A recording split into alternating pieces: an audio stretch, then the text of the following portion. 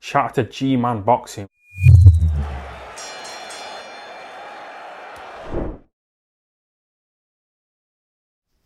All right, quick bit of news that's just breaking out of America.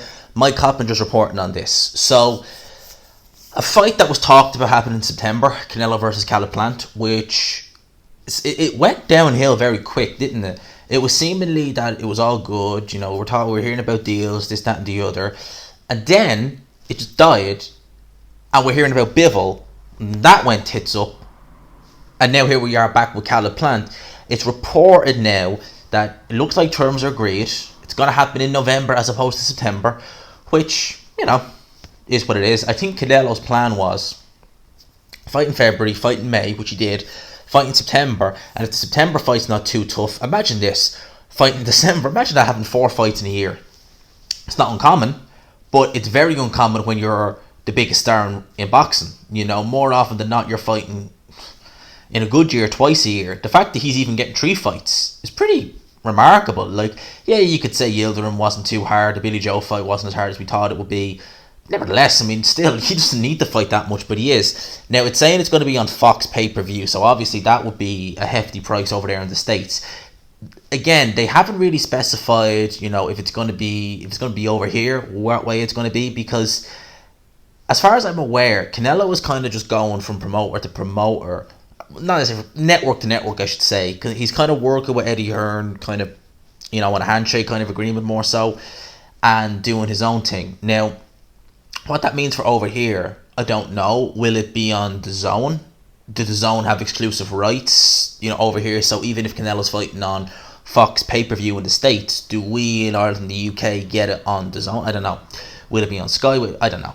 But nevertheless, looks like this is the fight we're getting next. Now, me personally, I would have preferred to have seen Dimitri Bivol. I think from a styles point of view, Bivol would have given Canelo fits. I think that he potentially may have the style and technique to actually beat Canelo. The speed, the technique, his good footwork, his good judge of distance. Bivol's are going to be a very tricky customer for Canelo if they ever fight. So I would have liked to have seen that. Plant looked good in spots at a much lower level. When he fought Uskaskai, I thought that was a good win at the time because I actually rated Uskaskai, but when I look back at him, a shot Durrell, never fought James DeGale. Yes, he was a world champion, but was he, put it like this, right? Would you be picking him over Canelo? Would you pick him over Billy Joe Saunders? I wouldn't. Would you even pick him over Callum Smith? Not really.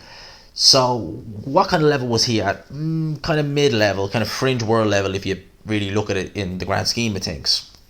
You also got to look at Caleb Truax. He'd seen better days. Jesus, in 2016, when he fought James DeGale, he'd seen better days. Just think James DeGale just underestimated him, simple as. So Plant's resume at 168, and the fact that he's shown issues with stamina, issues with keeping guys off him for long periods of time. I think that Canelo's body attack, Canelo's head movement, I think stamina might play a factor in it as well. I think all that's going to play a factor, and I think Caleb Plant's going to get absolutely battered from pillar to post in this fight. I don't see it going past 8 rounds. Nevertheless, it's still for Undisputed. And me as a boxing fan, I like Undisputed. There have been plenty of fighters. Look at Terence Crawford. Terence Crawford was undisputed at 140 pounds, right? Would you say that when he won his undisputed crown, he won it from Julius Indongo, did he fight? Julius Indongo was a unified champion. It wasn't a strong division, but nevertheless, it wasn't a tough fight for Terence Crawford. And Ndongo's gone on to show that he's probably not the toughest fighter in the world to fight at 140 or 147. Do I begrudge Canelo, having an easy crack? Because I think this could be an easy crack at Undisputed. No. There hasn't been an Undisputed super middleweight champion in the 4-belt era, or at all, I don't think. Maybe in the 3. No, I don't think there has. So, we'll get Undisputed. Me as a boxing fan, I like seeing Undisputed. I like seeing one guy go into that division, win all the belts. I also like seeing him defend it. I don't know why.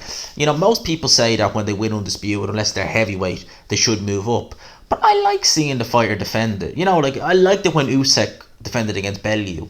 It wouldn't have mattered who he defended it against. I like seeing them defend it, even if it was just once. I remember Lennox Lewis saying that he wanted to defend the titles just once when he won them, Undisputed. So, I like seeing it. In terms of this fight happening in November, look, I'll watch it. I'll definitely tune in. I'll stay up for it probably. I wonder what Canelo's had to do to get this fight over the line.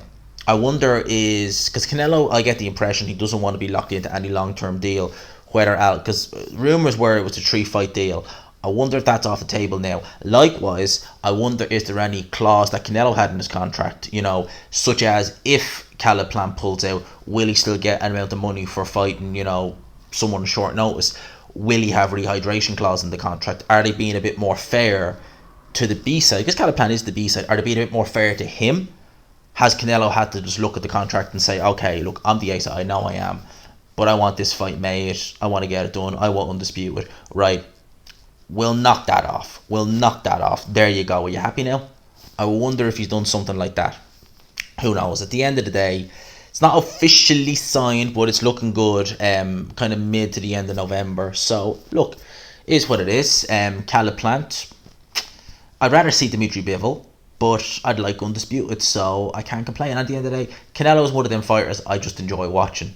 I enjoyed I didn't really enjoy the Yildirim fight, to be honest with you. Yildirim was a heavy bag, but I enjoy seeing the skill set of Canelo. I enjoy the atmosphere in his fights, So look, I reckon this will be a fairly routine fight for Canelo. Maybe you feel I'm selling Caleb Plant short.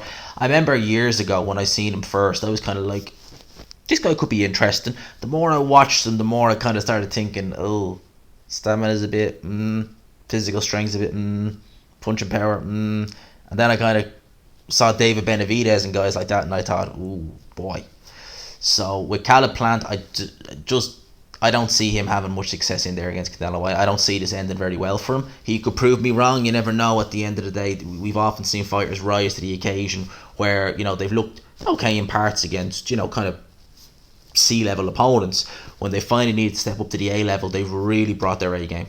So could be something like that. I don't know. That's just a quick video on this. Let me know your thoughts in the comment section. Would you have rather seen Bivol? I like Undisputed, as people know, but the Bivol fight would have been interesting. Bivol or Beterbiev, both of them fights would have been great. Both of them fights would have been fights where you look at it and you just think, who would I really pick? Beterbiev, the punching power, the physical strength, the size. Bivol, the skill, the speed, the punch. Bivol's not feather fisted. He's been going the distance a lot lately, but he's definitely not feather fisted. So it would have been interesting. But Caleb Plant, we have Undisputed. So I'm good with that.